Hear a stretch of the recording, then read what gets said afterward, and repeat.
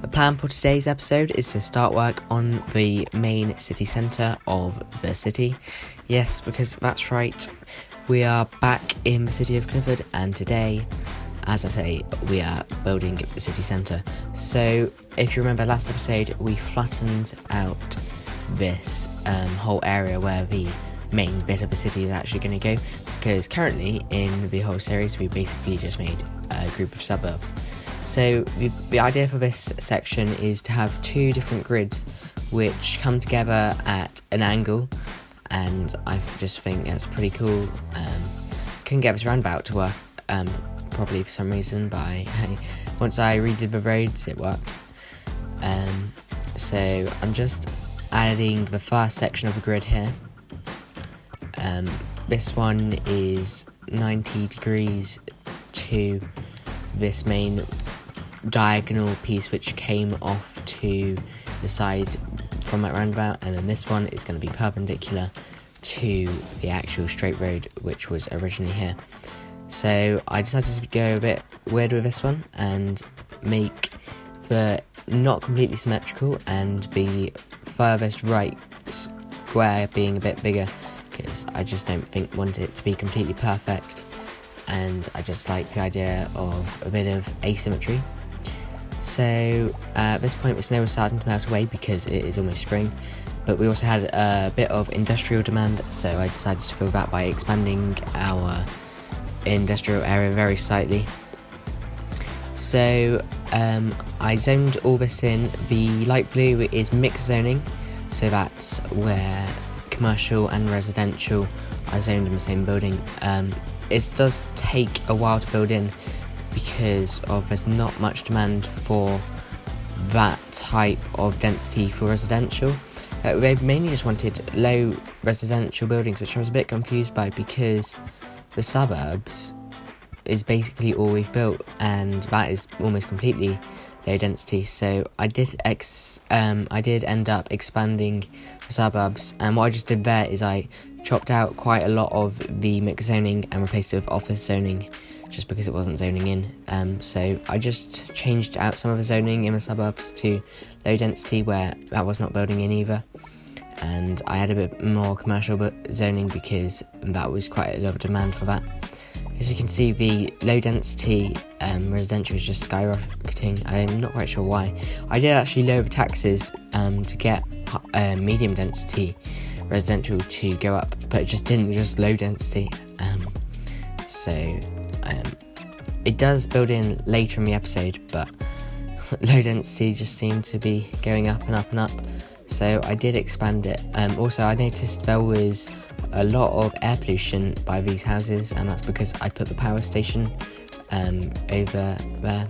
Even though there is that massive artificial mountain I built, it still wasn't being happy, so I just moved it so that will be far away from where the wind would blow the contaminated air into anyway. I also, at this point, I decided to open up the car parks again, and I get rid of all the parking on the roads. I reopened the two bus lanes which I shut because they weren't making any money. Just because if I'm going to stop everyone parking, I hope they park outside the city and get a bus in.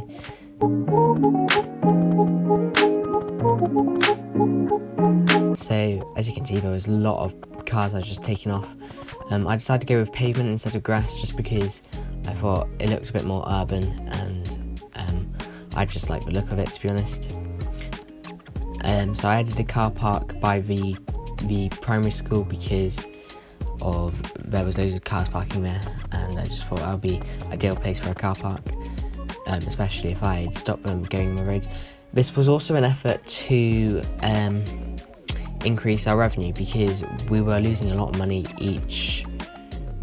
whatever period of time it is, and someone in the comments said that if I stop people parking on the roads and charge more on the car parks, they can actually be extremely lucrative.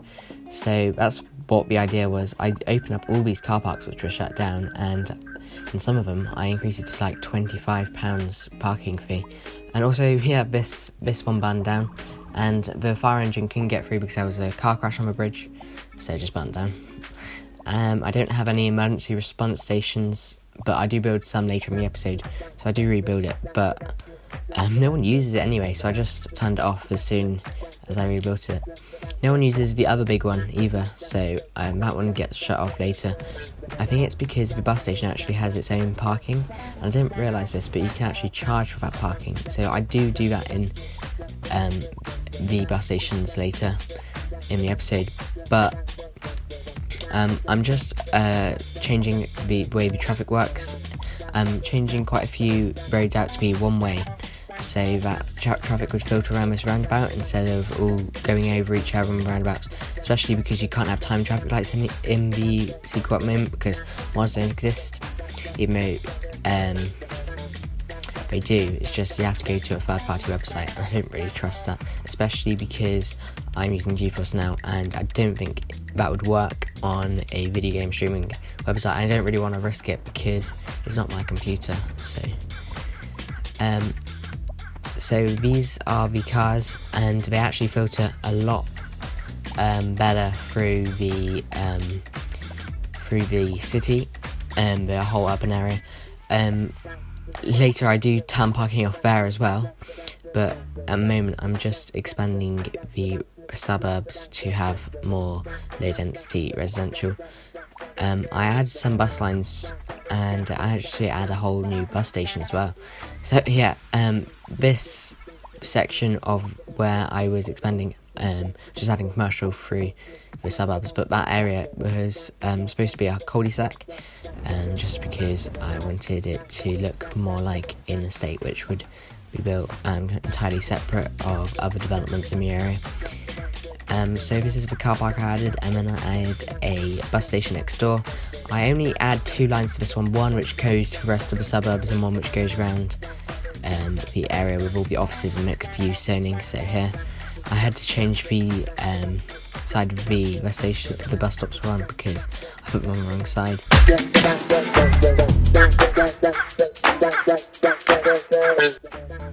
I turn off all parking on here as well, so people would use the buses.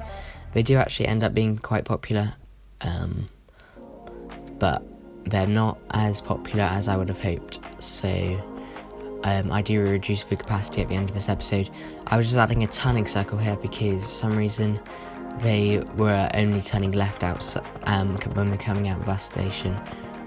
I think Paradox should really fix this. I don't really see any reason why we can add traffic lights outside the bus station, so that buses can turn left, turn right even. So I was just removing parking all the way around that side of the city, and here's one of the buses using the turning circle, and as you can see I was just seeing the passenger numbers. It does actually go quite high later on in the route, so yeah, so 56 here, which is extremely high actually. And I was just watching it go around just to make sure it was actually serving people. And then we had a power shortage, so I had some wind turbines, but that wasn't enough. So I connected them, which was a hassle because I couldn't find the correct power line to connect them with, but I did in the end. And then I have to add another coal power station next to the other one because it just wasn't enough. I could have added more of these wind turbines, but I just thought it would be easier to add another coal power station. I do want to eventually go completely green with this city, but that's not something we can do at the moment, especially with the financial state. We're still losing money, although at the end of this episode we're losing a lot less money. It's a bigger jump than last episode, and that episode was mainly focused on the finances of the city, so I'm quite pleased with that. That's mainly because of parking, which we've done. It's actually made quite a big impact. I didn't really realise parking was so lucrative in Cities Skylines 2, but yeah, it is. So just following a vehicle just going around so I can get a first person perspective of the build and see what it looks like, because that's something I really like about Cities Skylines 2. I know you could follow vehicles in the first game, but you can zoom in a lot more in Cities Skylines 2, and there's a lot more detail. So at this point, I was just looking around, and then I turned on some more of these car parks, so that they were actually serving the people. That car park was completely full, so I added 2 more, and the cars were actually parking on the hill, in an invisible hill, so I had to flatten the train, so I don't know if you could see, but like it's completely invisible. So I flattened my train, so it's all fine now, but it's another bug with the game. Cities Skylines 2 seems to have a lot of bugs. Paradox definitely should have not released it. I think Colossal Order didn't really have much of a choice, but I don't really know what's going on, but it should have been delayed. I don't really know why it wasn't. But anyway, I'm just adding this bus line so it would connect to the other bus station, so then we have 2 bus lines going to that one, and I was just adjusting the number of vehicles we have on each line. I'm adding a unique building there, and I was just adding parking fees to the bus stations, because that is the point which I realised we could do that, which I was being completely stupid and I didn't realise. So another cul-de-sac I'm building here.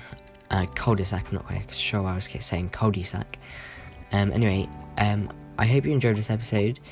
I think this is going to be the last one before Christmas, because I've got some other stuff on and I'm kind of needing to take a break from these long form videos. Shorter ones will be staying for a little bit longer, but I will be taking a break over Christmas. Anyway, thanks so much for watching. Thanks for 35 subscribers, that was so nice to see. Thanks so much for watching. Goodbye.